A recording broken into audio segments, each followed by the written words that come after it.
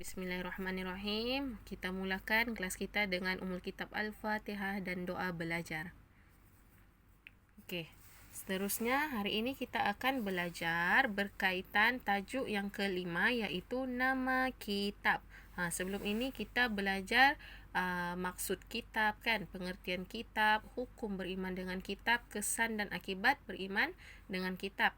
Hari ini, minggu ini kita akan belajar nama-nama kitab yang wajib kita ketahui. Okey, di sini Ustazah ada buat ringkasan jadual sedikit. Saya pusing ya. Okey. Okey. Ni pelajaran yang kelima, nama kitab. Hari ini 26 hari bulan 4 tahun 2020, hari Isnin. Okey, tengok di sini yang pertama, nama-nama kitab yang wajib diketahui. Kita sebagai orang Islam, kita wajib ketahui berapa? 4 buah. Okey, ada nama-nama kitab yang wajib kita ketahui ada 4 buah. Apa nama-nama kitab tersebut? Okey, yang pertama nama kitabnya adalah Zabur.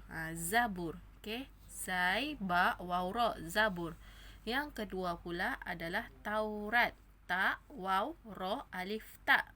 Taurat. Dan yang ketiga pula adalah Injil. Alif, Nun, Jim, Ya, Lam.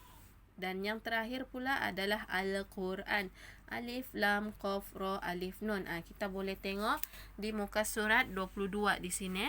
Muka surat 22 ni. Kitab yang wajib kita ketahui ada 4. Okey, Zabur, Taurat, Al-Quran dan Injil. Seterusnya pula kita tengok Rasul yang menerima.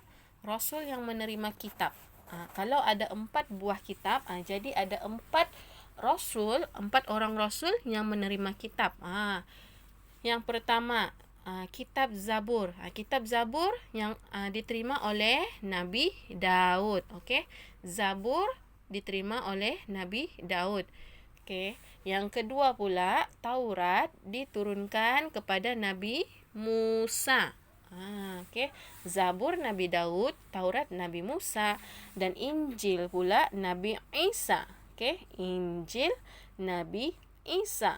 Dan yang terakhir, Al-Quran adalah Nabi Muhammad sallallahu alaihi wasallam. Jadi 4 buah kitab ni Ustazah mau kamu hafal. Okey, ni wajib hafal nama kitab dan siapa Rasul yang menerima. Kalau Al-Quran kita boleh hafalkan, kita dah tahu Al-Quran diturunkan kepada Nabi Muhammad. Jadi yang 3 ni perlu hafal juga. Zabur Nabi Daud, Taurat Nabi Musa, Injil Nabi Isa. Okey, seterusnya pula kita tengok dalam kitab ni apa bahasa yang dipakai. Apa bahasa yang dipakai dalam kitab tu? Okey, yang pertama, kitab Zabur. Kitab Zabur yang diturunkan kepada Nabi Daud adalah berbahasa Suryani. Suryani. Okey. Kitab Zabur berbahasa Suryani. Di mana kitab ni adalah untuk kaum atau bangsa Yahudi ataupun Israel. Okey. Dan yang kedua, Taurat yang diturunkan kepada Nabi Musa adalah berbahasa Ibrani. Ibrani. Okey, Ibrani. Yang tadi Zabur Suryani, Taurat pula Ibrani. Seterusnya, Injil, bahasa kitab Injil pula yang diturunkan kepada Nabi Musa sama juga berbahasa Suryani, sama dengan Zabur. Okey, Zabur dan Injil berbahasa Suryani. Okey, kalau kita tengok di sini kaum dan bangsa, kitab Zabur, Taurat dan Injil adalah untuk kaum atau bangsa yang sama, iaitu Yahudi atau Israel. Okey, Yahudi atau Israel. Kita tengok pula Al-Quran. Okay. Al-Quran pula yang diturunkan kepada Nabi Muhammad adalah berbahasa Arab. Arab ni yang selalu kamu belajar. Yang kita belajar dalam kelas Ustazah Ina kan. Ustazah Ina ada ajar Al-Lughatul Arabiyyah. Jadi yang kita belajar itu adalah bahasa-bahasa Al-Quran. Okey. Jadi Al-Quran ni diturunkan kaum atau bangsa adalah untuk bangsa Arab dan seluruh umat manusia. Siapa? Kita juga, okey? Termasuk kita. Selepas Nabi Muhammad, kaum Nabi Muhammad sampailah hari kiamat, itulah umat Nabi Muhammad sallallahu alaihi wasallam. Dan kitab Al-Quran inilah yang akan kekal hingga ke akhirat nanti. Adakah Ustazah ajar dalam adab akhlak kan, adab membaca Al-Quran tu, di mana Al-Quran ni dia akan kekal menjadi sahabat kita hingga ke akhirat. Siapa yang membaca Al-Quran, siapa yang menjaga Al-Quran, siapa yang mencintai Al-Quran, dia akan selamat insya-Allah di akhirat nanti. Al-Quran ni lah yang akan menjadi syafaat penolong kita untuk ke syurga Allah nanti. Okey. Ustazah ingatkan kalau sekarang ni adalah bulan Ramadan, di mana bulan Ramadan ini amalan-amalan kita akan diterima Allah berkali-kali ganda. Ibadah-ibadah kita akan diterima oleh Allah dan pahala yang diberi adalah berkali-kali berganda-ganda. Okey. Fahamkan maksud Ustazah?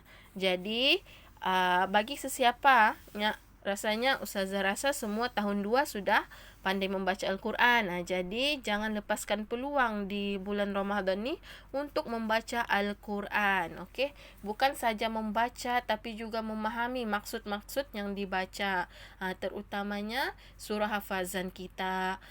Okey, itu sahaja untuk hari ini berkaitan nama kitab. Jadi latihan untuk anak-anak di hari ini adalah muka surat 18, tulis nama-nama kitab. Yang ke-19, ceraikan huruf-huruf berikut. Contoh ceraikan ni, tulis huruf satu-satu. Ini bersambungkan Zabur. Jadi tulis satu-satu. Zai, ba, waw, ro. Okey, tulis kemas-kemas, besar-besar sikit. Okey. Seterusnya pula muka surat 20. Muka surat 20 ni pula padankan nama kitab dan nama Rasul yang menerima. Contohnya Zabur. Zabur Nabi apa? Dan yang terakhir, muka surat 21, pilih dan warnakan nama-nama kitab. Nanti kamu baca dulu belon yang pertama ni apa, Injil, Hud, Taurat. Mana yang nama-nama kitab, itu yang kamu warna. Pastikan warna dengan kemas, jangan keluar dari garisan hitam. Itu sahaja, jangan lupa tulis tarikh dan hari. Okey.